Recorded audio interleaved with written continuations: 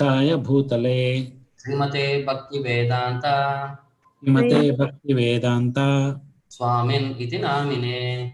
Swamin iti namine.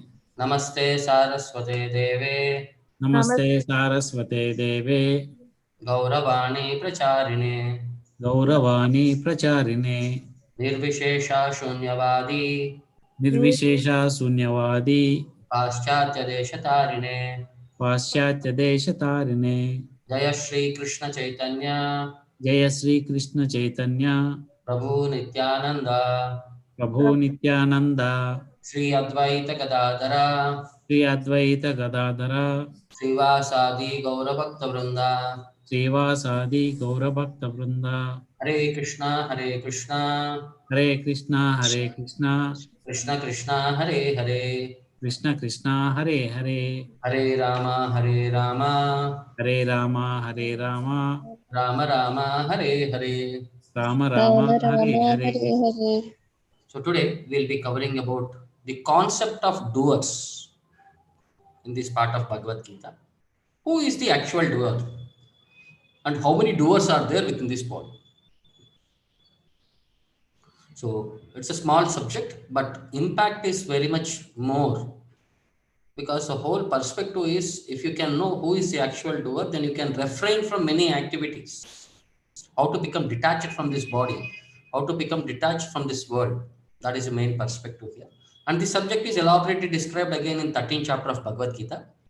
So here it is mainly a category, a type of like introduction perspective. Whose role is what? Who is of what capacity? Either they are influencer or they are executors. So in that way, so all of you can recite this verse.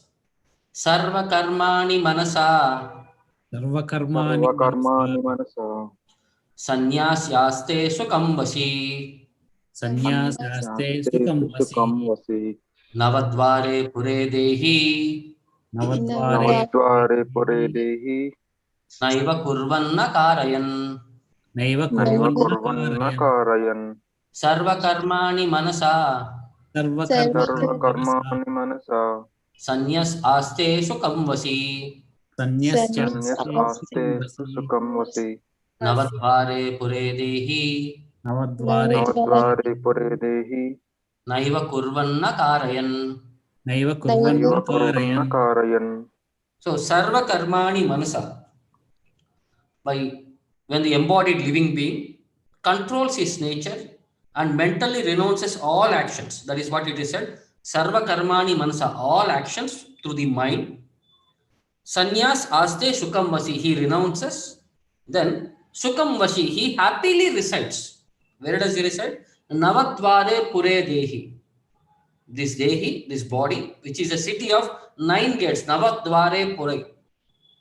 Naiva kurvan na karayan, na eva kurvan, neither working, na karayan, nor causing work to be done. So the whole perspective is the Jiva is staying in this body, which is a city of 9 gates. Can anybody explain what are the 9 gates?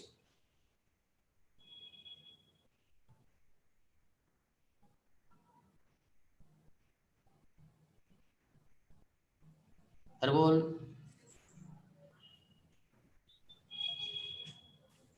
Haribol. Yes. Eyes, nose, mouth, ears,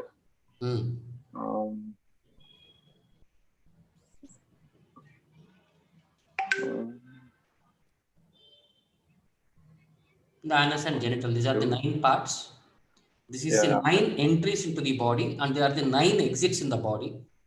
So whenever we quit the body, we might exit in one of these holes. The Jiva can quit his body in any of these holes. That's why this is a body of 9 gates. 2 eyes, 2 ears, 2 nostrils, 1 mouth, 7, then anus and rectum. So this is the soul in the city of 9 gates. The activities of the body are conducted automatically by the particular modes of nature. The soul, although subjecting himself to the conditions of the body, can go beyond those conditions if he so desires. Means sometimes what happens, we become entrapped in this body. So there is every opportunity we can come beyond this bodily concept and come to our natural constitutional position. So that is the capacity of the soul. If he restricts, I am this body, he is subjected within the body. So option is left to him. Then, so what is the cause of soul's suffering? Owing only to forgetfulness of his superior nature, he identifies with the material body and therefore suffers. Because this is the nature of this body. Dukkhalayam ashashvatam. This is what Krishna has clearly said in 8th chapter. This is a place of misery and it is temporary, the nature of this material body. And one is Jivera Swarupahai. This is owing to the forgetful, because he was actually eternally a servant of the Lord. But because he wanted to become, or he wanted to compete with the Lord, he had forgotten his eternal relationship with the Lord. That's why he is suffering in this world, identifying with the material body. Then what is the solution for it? So by Krishna consciousness, he can revive his real position and thus come out of his embodiment. So how Krishna consciousness will bring him out of the bodily engagement? First is, it will make him understand who is he, who is God, what is his relationship with the God, and how to act in that relationship. So when he does this perspective, then he becomes completely aloof from this bodily concept of life, bodily activities, the karma which arises out of body. Then in such a controlled life, in which his deliberations are changed, he lives happily within the city of 9 gates, because he knows whom he has to satisfy. He has to satisfy this body, mind, senses, or he has to satisfy Krishna, the super soul. So when he is clear, then he is happily staying wherever he is. So a Krishna conscious person is free from both the outer and inner activities of the material body, because everything he is doing only for the satisfaction of the Lord. He is not bothered of the consequences, or he is free in executing everything and anything, because everything is for the pleasure of the Lord. And he acts only on the order of his superiors, like either his guru or the Lord. So in that way, he is not acting anything beyond, anything out of his self-concocted ideas. So there is a shloka from Shetashvatara Upanishad. Navadvare pure dehi hamso lelayate bahihi vashi sarvasya lokasya stavarasya charasya cha. There are two categories of living entities, moving and non-moving. Stavara, charasya. So Jiva, in his conditioned state, identifies himself with the body. Navadvare pure dehi. But when he identifies himself with the Lord, within himself, lelayate bahihi vashi sarvasya lokasya, he becomes just as free as the Lord even while in the body. So vashi, even though he was within the body, sarvasya lokasya, so he becomes like the Lord who is free everywhere and anywhere. So even though he is staying with the body in either in stavara or jangama, so he is free to act. So Prabhupada explains about the subject in one lecture. Sarva karmani, whatever he does, he has decided manasa, by the mind. So determination comes into the mind. Therefore his determination is manasa aste sukham vasi. He has decided to work only for Krishna consciousness. Therefore his happiness is under his own control. He hasn't got to seek happiness externally. The happiness is controlled by him. Just like a rich man, he is sitting in his room and everything is going on. Similarly, the soul who is in pure consciousness, Krishna consciousness, he is aloof from his body and everything is going on by Krishna consciousness. It's a simple principle. Whatever we have understood in practicality, Prabhupada explains how to relate this subject. Okay, next, all of you can repeat this verse. Na kartratvam na karmani Nakartritvam na karmani lokasya srujati prabhu lokasya srujati prabhu na karma phala samyogam na karma phala samyogam svabhavastu pravartate. prabhavastu pravartate. Na kartratvam na karmani Nakartritvam na karmani lokasya srujati prabhu lokasya srujati prabhu na karma phala samyogam na karma phala samyogam स्वभावस्तु प्रवर्तते स्वभावस्तु प्रवर्तते न कर्तृत्वं न कर्माणि. The embodied spirit who is staying within this body, within the city of these 9 gates, does not create activities. Na kartrutvam, na karmani, nor does he induce people to act. And lokasya shrujati Prabhu. He does not create people. Lokasya shrujati Prabhu. He is the master of the city, Prabhu. Lokasya shrujati, na karmani lokasya shrujati. He is not engaging people to work. Na karma phala samyogam, nor does he create the fruits of his action. Swabhavastu pravartate. Everything is enacted by the modes of nature. Swabhavaha. So, the embodied spirit, master of the city of this body, Prabhu, does not create activities. Na kartrutvam. Nor does he induce people to act. Na karmani lokasya shrujati. Nor does he create the fruits of action. Na karma phala samyogam. All this is enacted by the modes of material nature. Swabhavastu pravartate. So here we understood what is the problem, because he is having this forgetfulness of the Supreme Lord. That's why he is suffering in this world. So what is the cause of his suffering and distress? This is the ignorance. So this Jiva, it is said anadi karma phala. From time immemorial, when he has come into this world also, nobody knows. Nobody can trace out. That's why it's called as anadi. So Jiva is in contact with material nature since time immemorial. And temporary body is the cause of activities of varieties and their resultant reaction. Because every activity you do, it is like you sow a seed, and each seed will fructify and it will give fruits, whether it is good or bad. So he has to enjoy the fruit. So one suffers the results of the activities of the body by identifying himself with the body. So this is the basic problem. In ignorance, if you think I am this body, all activities done for the purpose of this body will result only in suffering. Okay. Then what is the position of Jiva in this body? He appears to be the master of the body, Prabhu, but he is neither proprietor nor controller of its actions and reactions. He is na kartrutvam na karmani. Then he is simply in the midst of material ocean, struggling for existence. He is trying to cross over this material world, samsara sagara, bhava sagara, and waves tossing him, and he has no control over them. This like waves are tossing means this happiness and distress, all these waves will come. He has no control when which will come.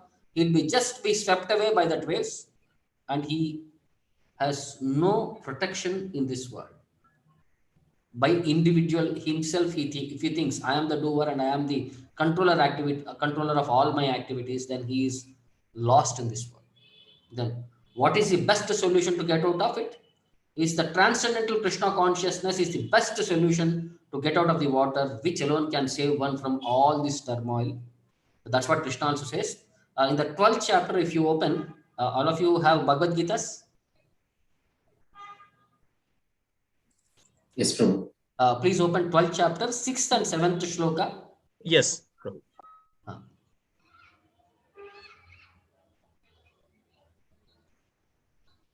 In the 6th and 7th shloka, Krishna clearly says, I deliver you. I am a swift deliverer. For whom he will deliver is explained there.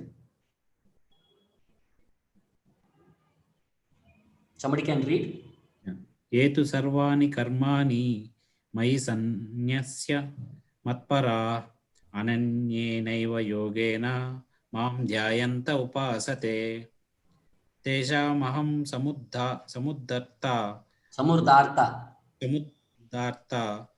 mrityu samsara sagarat bhavami na charat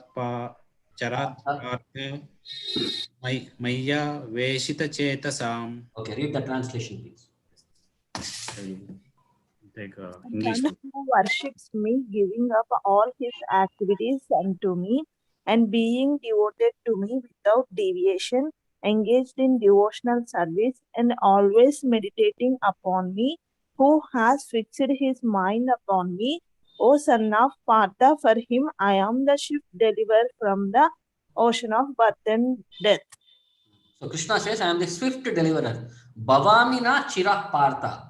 Chiram, Bhavamina chiram means very soon I will come and pick him and cross his cycle of birth and death. This is an ocean. Maya Veshata Chetasam, one who is following the above principle in the 6th verse, whatever qualifications he has given. If one follows all the subjects, then Krishna says, I am a swift deliverer. So in that way, this is the only solution for us, acting in Krishna consciousness as indicated by the Lord to come out of the cycle of birth and death. Okay. In one lecture, Prabhupada explains about this subject also. All your activities should be for Krishna's enjoyment. But if you try to do for your own act for your own sense and gratification, you will be entangled by the results. Krishna is so kind that if you want to do something, first of all, he forbids. A thief may pray to God, my dear Lord, please give me an opportunity to steal this thing. Krishna, first of all, forbids it. The thief insists. Then Krishna says, all right, do it. But as soon as you do it, you become entangled. Why do you go against the will of Krishna? That is your entanglement. Krishna does not wish you to do it. But if you are determined, Krishna will let you steal others' property and then you become entangled. That is not Krishna's responsibility. It is yours responsibility. Suppose a high court judge rules that you should be condemned to death. You should be hanged. Does it mean the high court judge is your enemy and that he is hanging you? The judge is neither your enemy nor your friend. You broke the law and the law decrees that you should hang. The judge simply administers the law. Your best plan is to surrender to Krishna and act according to his instruction. That way you will be happy, otherwise you will be miserable. So simple explanation of the subject. We do out of our, our greediness or our insistence or our adamant, being adamant, we want to do it. Krishna says, okay, you do, but you have to bear the result for it. Krishna clearly says, if you do, you have to suffer for it. I am not responsible. He is only sanctioning it because of our too much persistence. So there is a similar verse in Bhagavatam which explains the subject. Dhaivadine sharire asmin gunabhavyena karmana vartamano abudastatra kartasmiti nibadhyate. Under the control of his previous deeds, a foolish person accepts a material body and proudly considers himself the doer of all activities. Daiva adine sharire asmin, one who is staying in this body, guna bhavyena karmana, thinks himself that he is the performer of all kinds of activities. Vartamano abudasya, he is like a foolish person. Thus he becomes entangled. Tatra kartasmiti nibadhyate. He becomes entangled, nibadhyate. Kartasmiti means when he is thinking that I am the doer of activities, then he becomes nibadhyate. He becomes carried away or he is become bound by the reactions. Thus he becomes entangled in all kinds of bodily affairs as the reactions to his fruitive activities that are actually carried out by the three modes of material nature. Guna bhavyena, everything guna bhavyena karmana. Everything is done by this guna, prakriti, sattva, rajas, tamaha. Okay, one more place. Here it is explained. Tadasya samsmritir bandhaha paratantriyam cha tatkritam bhavati akartur ishasya sakshino nivritatmanaha. Material consciousness is a cause of one's conditioned life, in which conditions are enforced upon the living entity by the material nature. Paratantriyam cha tatkritam. Samsmritir bandhaha. He is samsmritir bandhaha. He is bound by this, the structure of this material world. Bhavarti akartur ishasya. Although the spirit soul does not do anything, akartuhu, and is transcendental to all such activities, he is suffering, he is just affected by conditioned life. Sakshino nivritatmanaha. Since he is he is transcendental, nivritatmanaha, but he becomes affected by the conditions, like because that consciousness of continuous thinking that will impact him and it will lead him towards that direction. That is the problem. And this swabhavaha, where do we develop this? One, it comes from our past life, and two, by our association, we develop our desires and we act in that direction. So both things are there. So that's why this this aspect of that I am not just a doer. There is one more doer beyond me. That is the Prakriti, who is actually doing everything. Okay, any doubts in this perspective? No, Prabhu. Okay, thank you. So all of you can repeat the next verse. Nadatte kasyachit papam नादत्ते कश्चित् nachaiva sukrutam vibhuhu चैव सुकृतं विभो ajnane navrutam jnanam ज्ञानेनावृतं ज्ञानं tena muhyanti jantavaha. तेन मुह्यन्ति जन्तवः Nadatte kasyachit papam नादत्ते कश्चित् पापं nachaiva sukrutam vibhuhu चैव सुकृतं विभो ajnane navrutam jnanam ज्ञानेनावृतं ज्ञानं tena muhyanti jantavaha. तेन मुह्यन्ति जन्तवः Na adatte kasyachit papam. The Supreme Spirit does not accept anyone's sinful or pious activities. Na chaiva sukrutam vibhuhu. Neither papam nor sukrutam. Vibhuhu. Na adatte means he does not accept either papa or sukruta. Ajnanena avrutam jnanam. When the embodied being are bewildered because of the ignorance, ajnanena avrutam jnanam. When the ignorance covers the knowledge, Tena muhyanti jantavaha. All the living entities are bewildered in that perspective. Muhyanti means to get bewildered. Jantavaha means living entities. So nor does the Supreme Lord assume anyone's sinful or pious activities. Nadatte kasyachit papam nachaiva sukrutam vibhuhu. Vibhuhu does not accept papam or sukrutam. Embodied living beings that are jantavaha are bewildered. Tena muhyanti. Because of the ignorance, avrutam, ajnanena, avrutam jnanam, which covers their real knowledge. So the Lord's position is, he is known as Vibhuhu. He is full of all the 6 opulences. Can anybody describe what are the 6 opulences?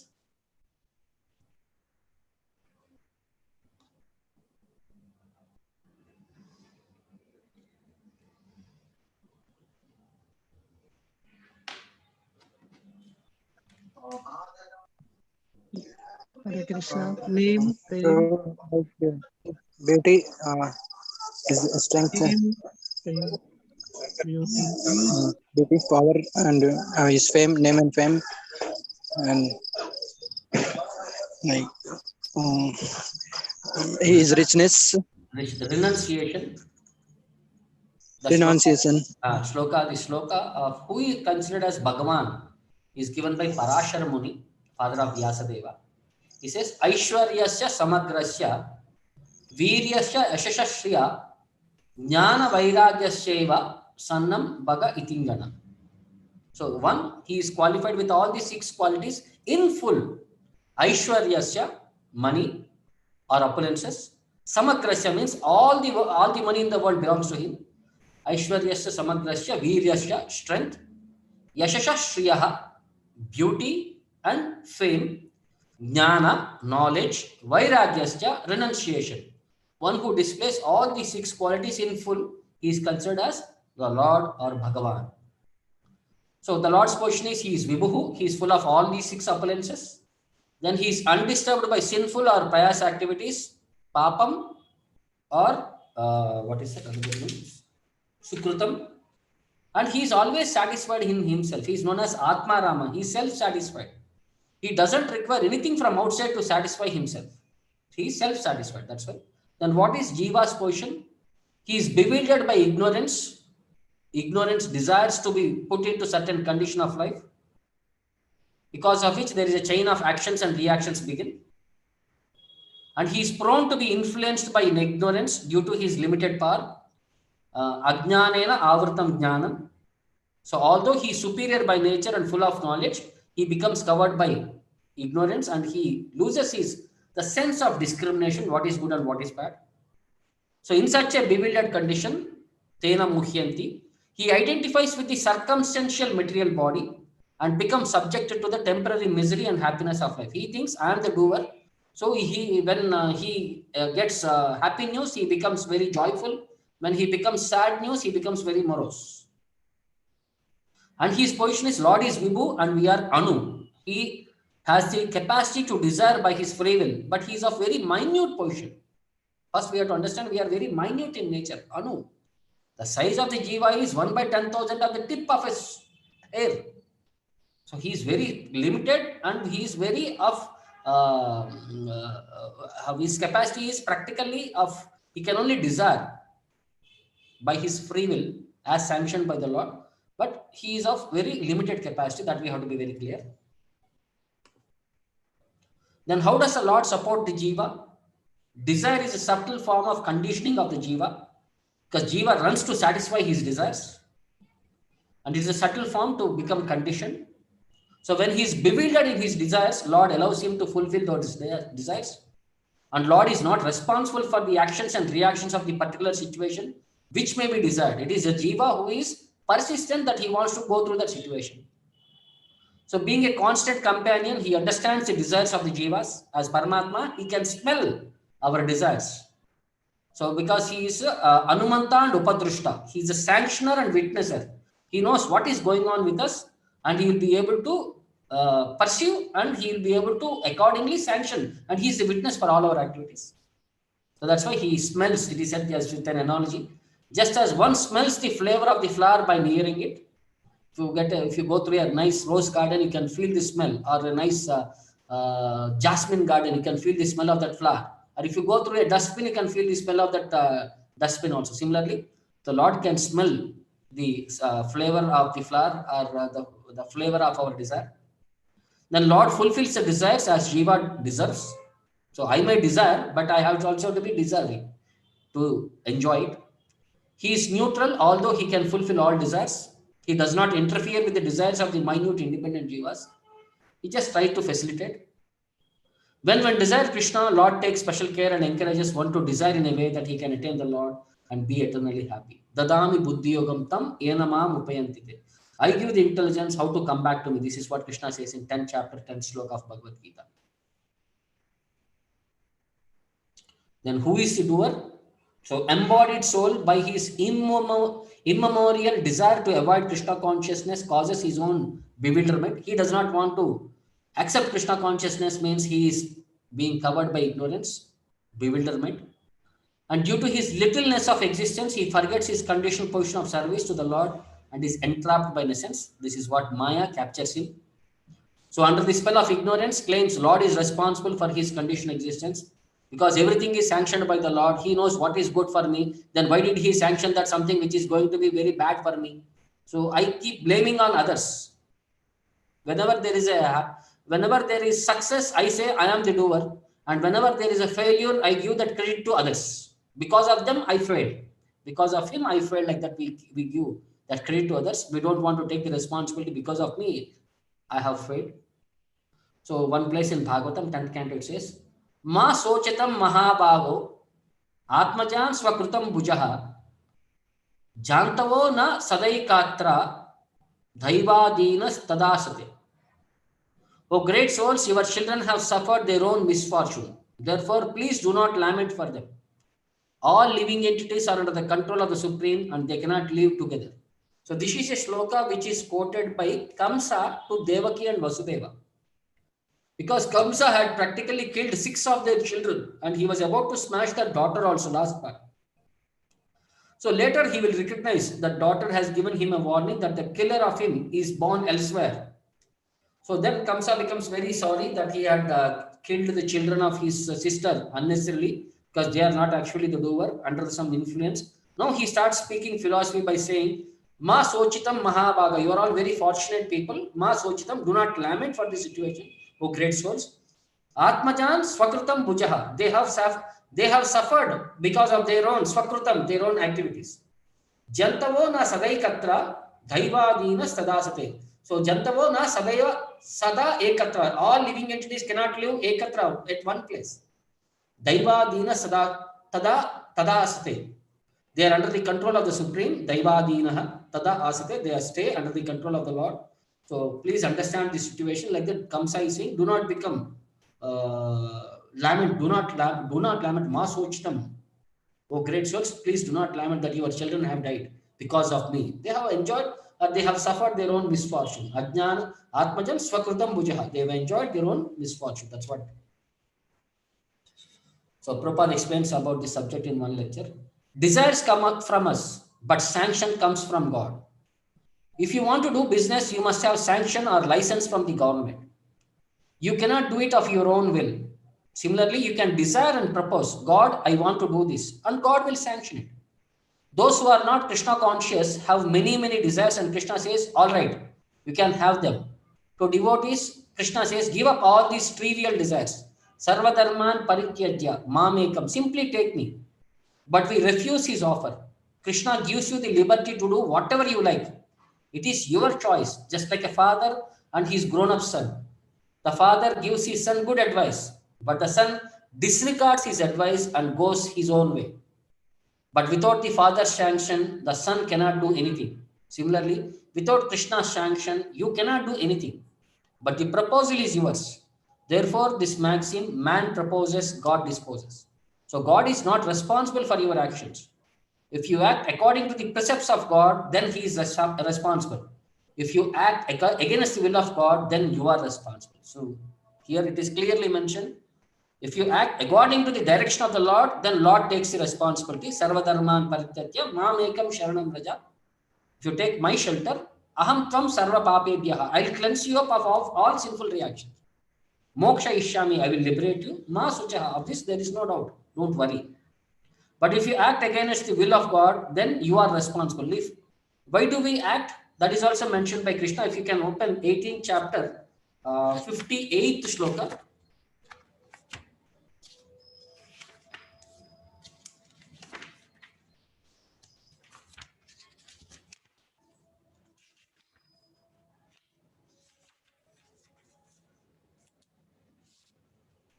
Open 58, 18.58.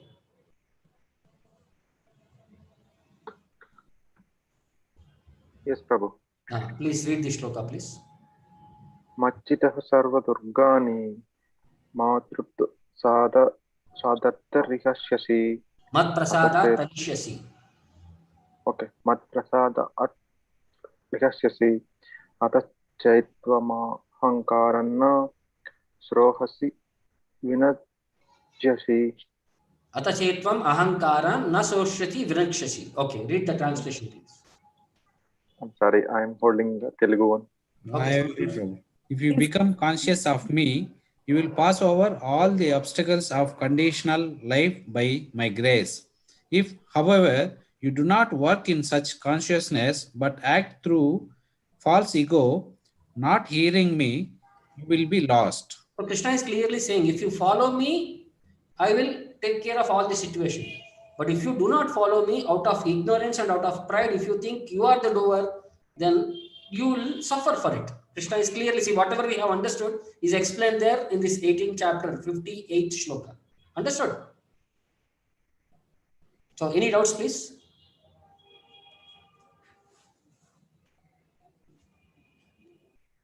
Okay, in one more lecture. One doubt, Prabhu. How to know whether we are doing correct or not? So first thing is, whatever we do, we should know, we should act as per the instruction of Guru, Sadhu, Shastra. Okay. So whatever I am trying to do is Shastra allowing me to do. Have the Acharya said something about this, and have the spiritual master had sanctioned it. Okay, Prabhu.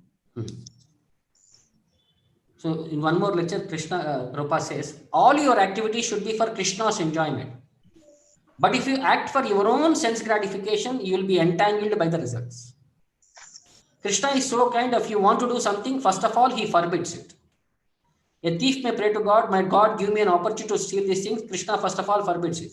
The thief insists. Then Krishna says, all right, do it. As soon as you do it, you become entangled. Why do you go against the will of Krishna?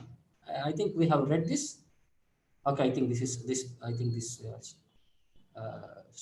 slide got repeated. Okay. So all of you know about the story of Kaikeyi and Manthara.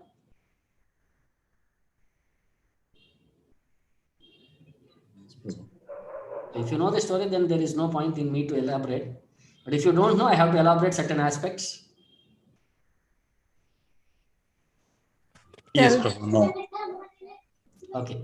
So, see, Manthara is a lady who had been deputed by the demigods to execute the mission of the Lord.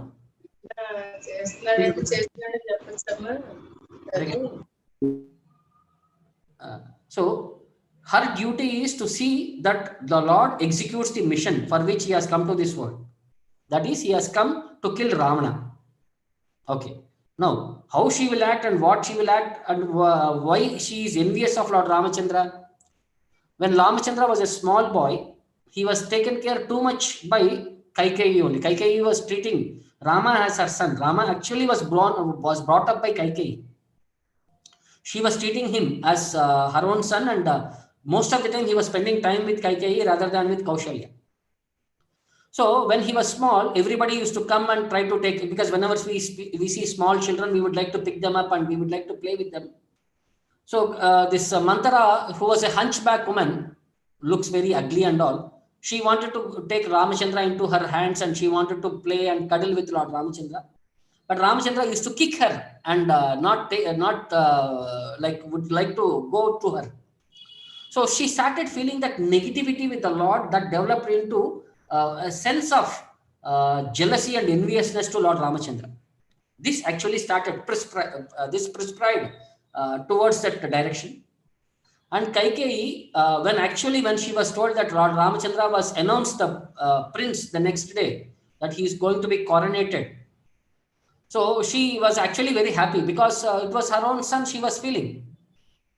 But actually, when Dasharatha Maharaj had married already 2 wives, when he went to accept Kaikeyi, the father of Kaikeyi had put Ashwapati Raja, had put 2 conditions, that the son born of Kaikeyi should become the king. So with that perspective only, that Kaikeyi was treating Lord Ramachandra, even though he was elder, she was treating him as her own son, even though Bharata was her son, so that Lord Ramachandra was very dear to them, and actually she could, she was very happy that Lord Ramachandra was becoming the king.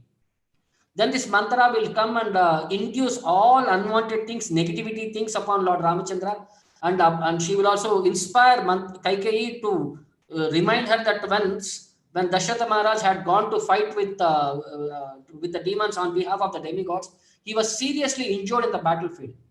Then Kaikeyi nurses him and brings him back to life. At that time, Dasharatha Maharaj gives her 2 boons. So she says, right now I am not interested. I will accept them whenever I am in need.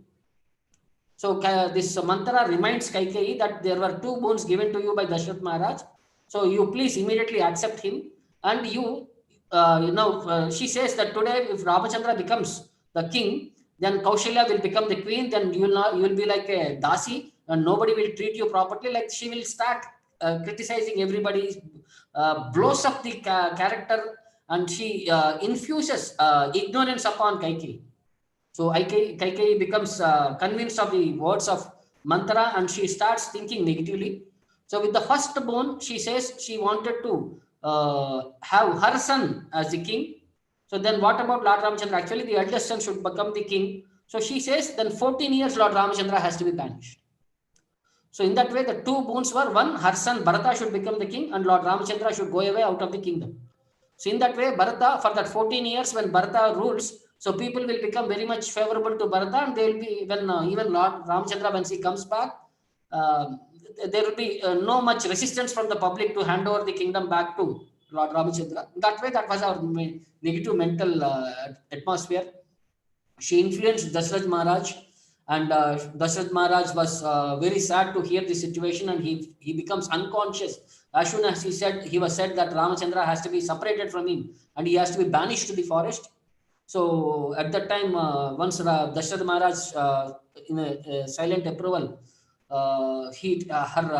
his Mauna, she is accepted as the approval. She calls immediately Lord Ramachandra and conveys the desires of her as sanctioned by Dashratha, and Ramachandra at that moment not even says a word. He says, whatever you say, if you are happy, I am happy by that process, and he immediately accepts. He goes and convinces his mother, and he wants to keep Sita Devi in the kingdom.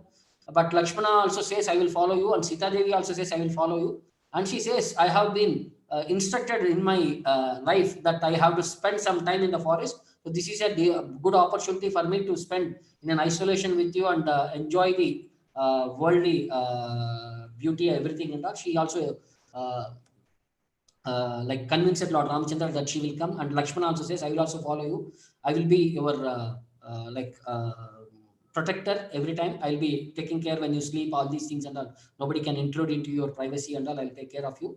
So in that way, he also convinces Lord Ramachandra. So when Ramachandra went away to forest, Dasharatha Maharaj, out of separation from his son, he dies.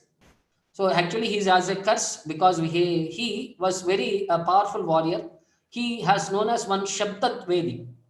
By sound, he can identify where the object is. So one day when he went for hunting, he saw some sound, he heard some sound from the bushes, and he will shoot an arrow.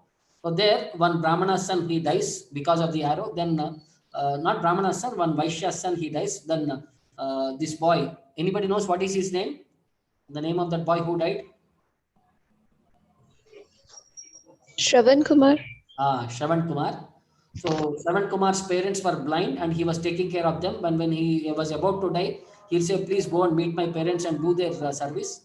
So Dasharath Maharaj goes with the water there to give to the blind people, but they will think it was their son who has come back. So then Dasharath Maharaj declares that he had actually, unfortunately or mistakenly had killed his son. They become very sorrow. So they curse him, like, how you have separated our son from us. So we curse you. When you are separated from your son, you will die out of that separation. So with that curse being impactful, so Dasharath Maharaj passes away. So in the meantime, Bharata was communicated to come back. At that time, Bharata was staying with his grandfather's place, Ashwapati Raja's place. So he comes back, and when he learns the situation that his father has passed away, Lord Ramachandra was banished, he becomes very angry. He wanted to punish Kaikeyi, and he wanted to forsake Kaikeyi. At that time, Shatrughna and when Bharata were like in a situation where they were crying, then one of the attendant will come and say, this was the mantra who had planned everything, and she has infused Kaikeyi with all these bad words, and she was the cause of the fall down of the situation. Then Shatrughna goes, and he wanted to kill Mantra there. So at that time, Bharata will forbid him, saying that let her suffer her own reaction. So why we are supposed to kill her, and killing a woman is not good, like that and all. He stops him, and they see how by bad association. See, one way to see, Lord Ramachandra has to go out from his house so that he will be able to kill Ravana. That is one perspective. But the consciousness, if you associate with bad people, how it will impact on all of us is clearly taken here. And it is practically, we have to be very careful not to associate with negative people. And we will lose our consciousness, and we will end up in wrong direction. This is the perspective what we have to understand from Kaikeyi and Mantra. Okay. So now all of us can recite this verse. Jnanena tu tadajnanam. Jnanena tu tatjnanam. Ajnanam. Yesham nashitam atmanaha. Yesham nasitam atmanaha. Yesham adityavajnanam. Tesham Aditamatpanam. Prakashayati tatparam. Prakashayati param. Jnanena tu tadajnanam. Jnanena tu tatjnanam. Yesham nashitam atmanaha. Yesham nasitam atmanaha. Tesham adityavajnanam. Tesham adityanam. Prakashayati tatparam. Prakashayati tatparam. When, however, one is enlightened with the knowledge by which innocence is destroyed, jnanena tu tadajnanam, yesham nashitam atmanaha, then his knowledge reveals everything. Tesham adityavad jnanam. Adityavad means like sun, lights up everything in the daytime. Similarly, prakashayati tatparam. Then his knowledge reveals everything unto him. So how a Krishna conscious devotee is not bewildered, as explained in the 4th chapter. Krishna glorifies knowledge. Knowledge is like a fire, knowledge is like a boat, knowledge is like a light which gives direction. So similarly, the glories of transcendental knowledge are explained in the 3 verses there. Perfect knowledge is achieved when one surrenders unto Krishna. So this is sloka from 7th chapter, 19th sloka. Bahunam janmanam ante jnanavan mam prapadyate. After many lifetimes, one comes to the knowledge. What is that knowledge? Vasudeva sarvamiti sa mahatma sudurlabha. That Vasudeva is everything and such a Mahatma is very rare. So the analogy is when one attains Krishna consciousness, then everything is revealed just as sun reveals everything in the daytime. So in what way does a Jiva get bewildered? When he thinks himself as God, he actually falls into the last snare of innocence. When he has forgotten Krishna, he is certainly bewildered. Then what is real knowledge? Identity with individuality in spiritual life is real knowledge. In 2.12, Krishna says that all individuals in all stages of life are all natvevaham jatanasham natvam neme janadipa nachayvana bhavishyamaha sarve vayam atah param. Everybody maintain their individuality at every stage. Like right now, we are all individuals. In the past, we existed as individuals. In the future, we will continue to exist as individuals. That is real knowledge. Then how to attain that real knowledge? Real knowledge can be obtained from a person who is in perfect Krishna consciousness. So if you want a light in your candle, you have to get it light. You have to get that light from one more candle, which is lighting. So one has to seek out such a bona fide spiritual master and under him learn what is Krishna consciousness is. That is Tatviti Pranipadena. That is in the 4th chapter. Krishna has already explained.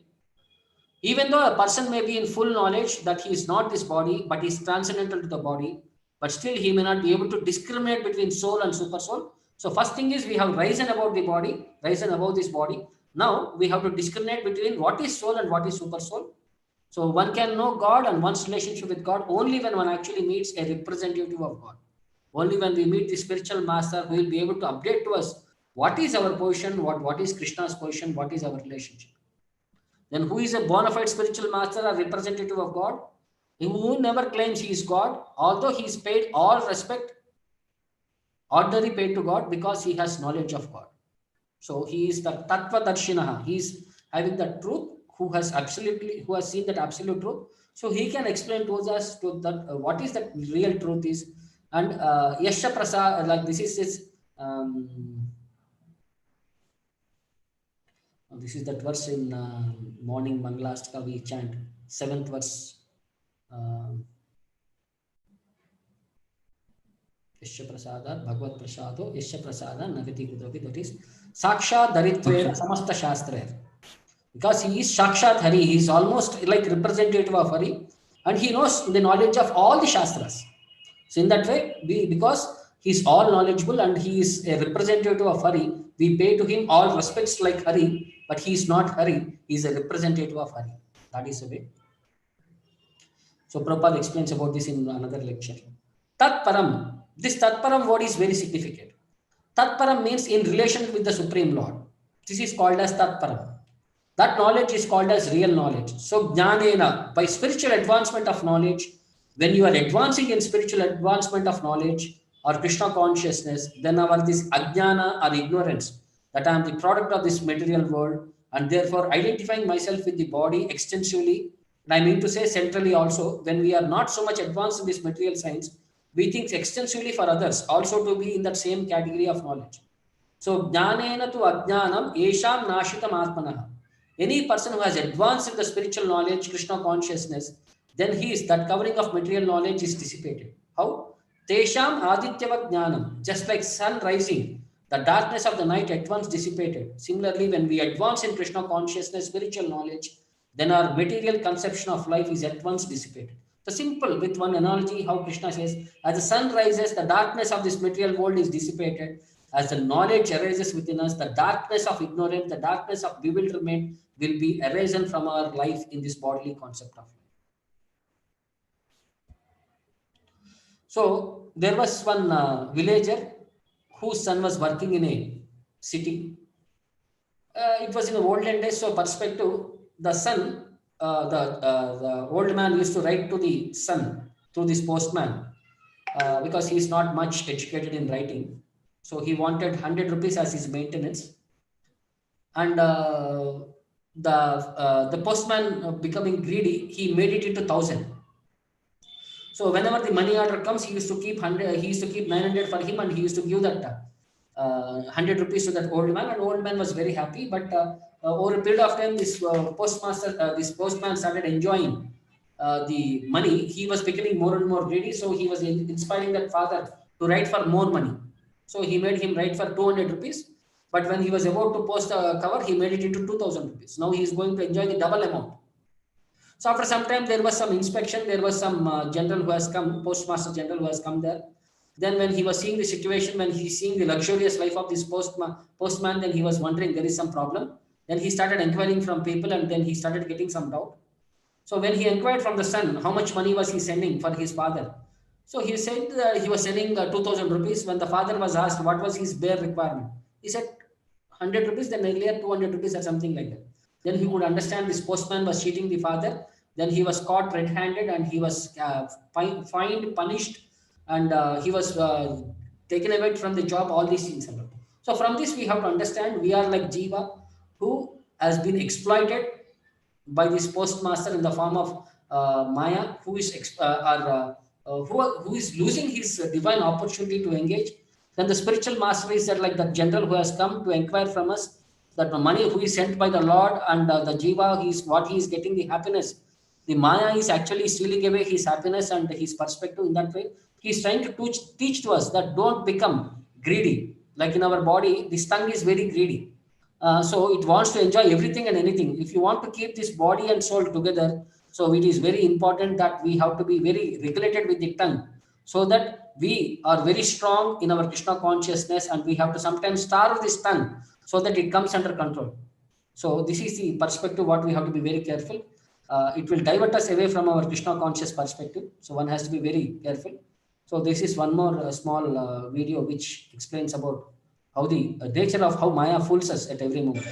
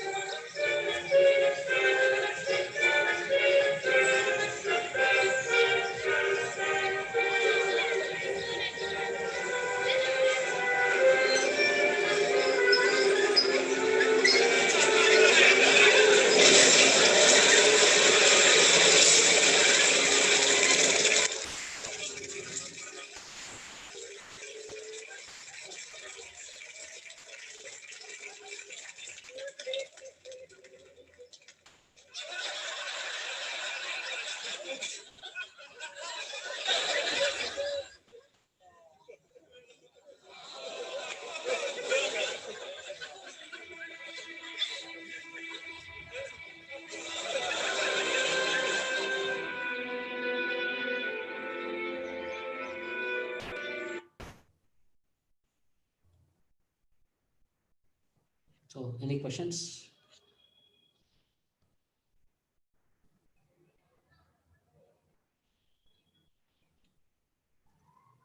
Harish, Yes.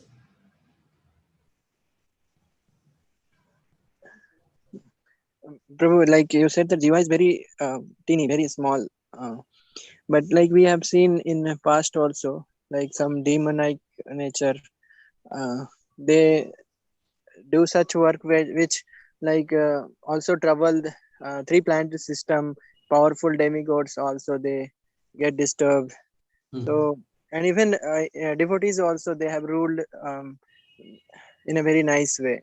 So like how to understand that Jiva is tiny in nature. Jiva is tiny can be understood by his capacity, whether he is the sanctioner or whether he is the like he can control the situations. He cannot control everything, no? He's a limited personality. Yeah, true. So according to the tapasya, what they have done, and according to the bank account, like they can enjoy to that capacity. That's why it is said, as you deserve, you desire. In the earlier perspective also, Prabhupada was saying in one, as you deserve, you can desire. So they have deserved something by their activities, and they are desiring to execute what they are worthy for. The demon has done so much tapasya that he has accumulated so much punya that he wanted to enjoy the situation. So he's either enjoying or happy or suffering is his own doing. Understood? Yes, Prabhu. So we should not see by their capacity either they can satisfy the whole world or they can destroy the whole world. So that's why they bring upon their own misfortune. Tatkrutam, whatever activities they do, that they have to suffer or enjoy. The devotees know how to take care. They try to give that benefit to everybody else. So in that way they enjoy. But the demons, they try to give disturbance to others, and at the end they die. Unfortunately. Yes, Prabhu. Okay.